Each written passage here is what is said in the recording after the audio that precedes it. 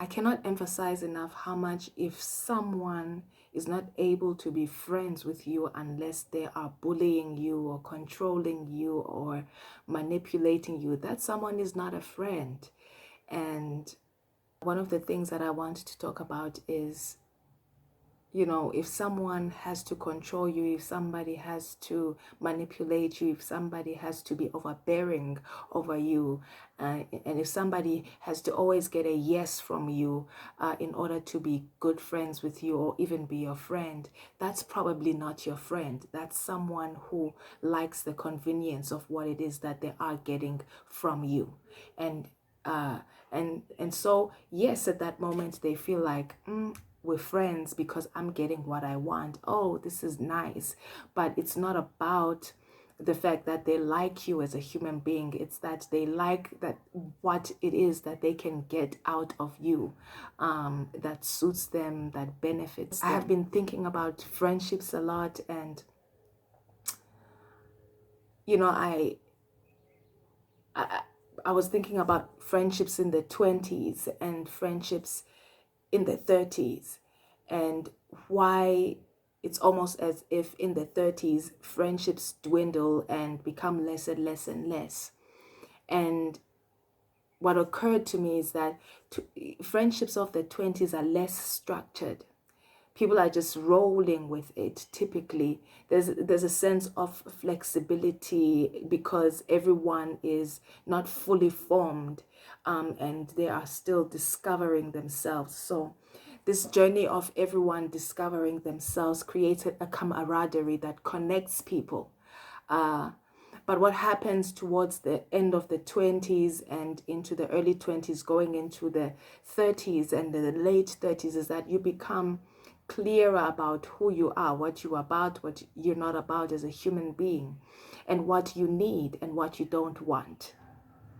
And so this is the time then that friendships become more strategic. It becomes more important for friendships to be friendships with a goal, because a friendship is a relationship. People will talk about relationshiping with a goal, dating with a goal, but they won't be talking about friendshiping with a goal. And even in friendships, I think this is what happens in the 30s, is that, you know, one becomes very aware of what they want and what they need in interacting with other people, you know, and what they don't want in their lives. And whereas in the 20s, there's this, you know, flexibility. Anything and everything can happen. And it doesn't really matter. You're having fun because you are distracted by the newness of independence. You are distracted by the newness of having just moved out of home, the newness of earning money for the first time in your life and paying your own bills and having your own bank accounts, and, you know, running your own life. You're excited by that, and your life is distracted by that and filled with the excitement of that. But when now that settles in the 30s, if you are fortunate enough that that begins to settle in the early 30s, then your friendships become these friendships where they need to be something more substantial. They can, you know, it can be flaky friendships where, you know, we're friends because we like to go out to this particular club, or we like to go out together, or we like to go out and eat together, or we like to travel together. But do we actually like each other? Do we share similar values? Do we stand with each other in difficult times, or are we fair weather friends? And those things become more pertinent in the 30s, because it's important to have friends that are there for fair weather and not so fair weather. It's important to have friends that stand with you in the crisis and stand with you in the non-crisis. You know, it's important to have friends that support you and whom you support back. There's reciprocity in all of this, obviously, and it's important to have friends that are reciprocal. You know, one of the things that I require from friendships now is that I need friends that can speak into my spirit when I'm going through something. I cannot sit with you over coffee and I tell you what about a difficult thing that I'm going through, or a difficult or a challenge that I'm going through, or a panic that that is happening for me, and you just say to me, "Oh, sorry, that's happening. I'm so sorry." And you act like you're listening and that you're interested, but you're not, and you don't have anything to say to me that speaks to my spirit. If you're that kind of human being and you're trying to be my friend, I'm not able to be friends with you, because I need in my life something more defined, and to what I'm looking for. And also, I'm hoping that I'm what you are looking for in your life, as a potential friend. And I think that's what happens with friendships in their 30s, and why they become less and less is because people become clearer and less flexible about accepting just anything as friendship, and become more defined, not in a an immovable way, but clear about what am I looking for in friendships? I'm looking for a safety net. I'm looking for a deeper connection. I'm looking for somebody who can speak into my soul when I'm going through something. I'm looking for someone who's going to hold my hand through difficult times. I'm looking for somebody who who's going to check up on me. I'm looking for somebody who's going to laugh with me as much as they cry with me. There's a balance, of course. If someone is always coming to you about a crisis, it becomes a bit much. It's like, okay, why am I always fixing your issues? Why am I always speaking life into you? Why are you always bringing an issue? Every time we meet, you bringing an issue, and it's not, oh, okay, this time around we're just going to the mall together for lunch, and for example, one of the things that I'm clear about is that I don't want friends to go to the mall with. I'll meet you at the mall for a meal, but I don't want to go shopping with you at the mall. Absolutely not.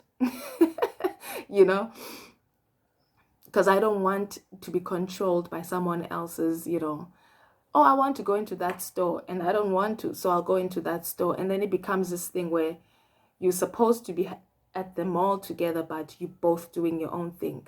And once I got that, I was like, oh, I don't want to go with friends to the mall. If I'm going with friends to the mall, I'm going with friends to the mall to have a meal, to have a lunch, and we talk over lunch, or we talk over a meal, or we talk over coffee, and and then we part ways.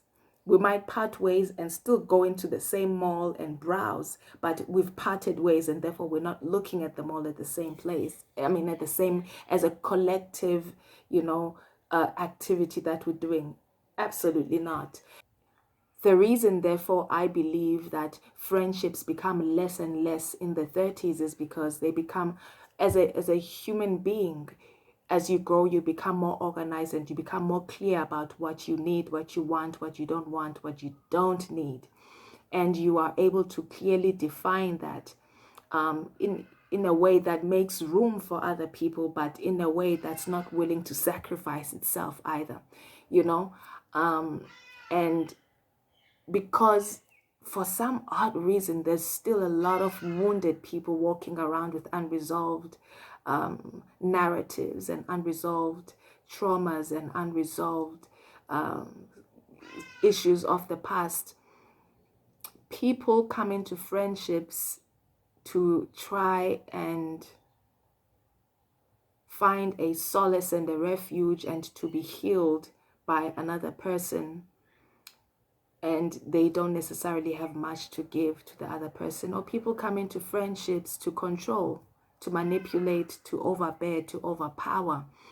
And I find that it's so challenging to come into friendships with women or men, on an equal plane, where it's relaxed, but there is depth, there is dynamism, and there is a sense of intimacy and intimacy, where people are relating to each other at a spiritual level. They are really speaking to each other. They're really listening to each other. They are really compassionate to each other's presence as human beings here on earth.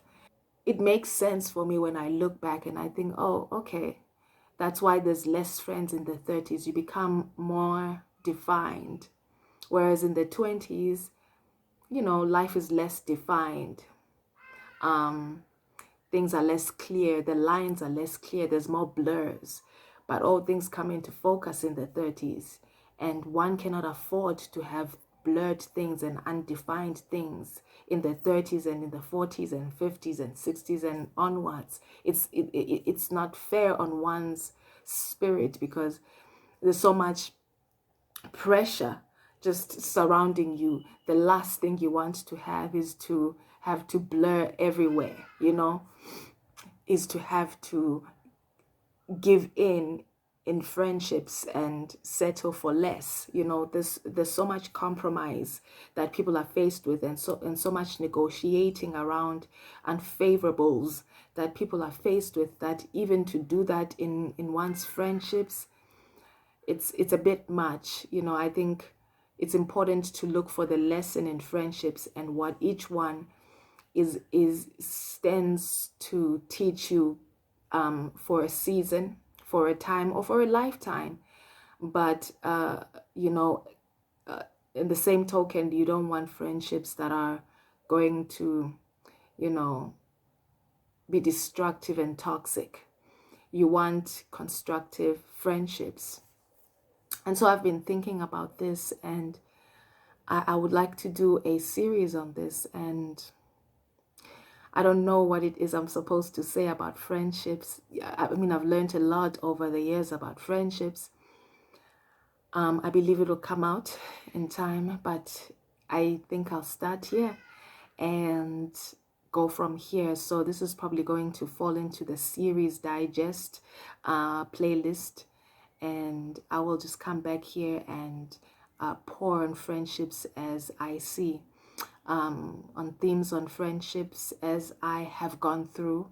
I don't want to speak about things I don't know about friendships. I want to speak about things I have learned, that I have passed through about friendships. And so I invite you to join me in this new series called Friendships, and come back into this playlist and check what I have uploaded over time. And you don't have to do that if you are subscribed and you hit the notifications bell, because then you will be notified every time that I do add a video into this playlist, particularly the series as well. So I suggest you do subscribe and also hit the notifications bell so that you are notified. I will see you again next time. I hope you are remaining blessed. Stay blessed. Stay prospered. I thank you for continuing to come back, and I really appreciate you. I'll see you next time. Bye.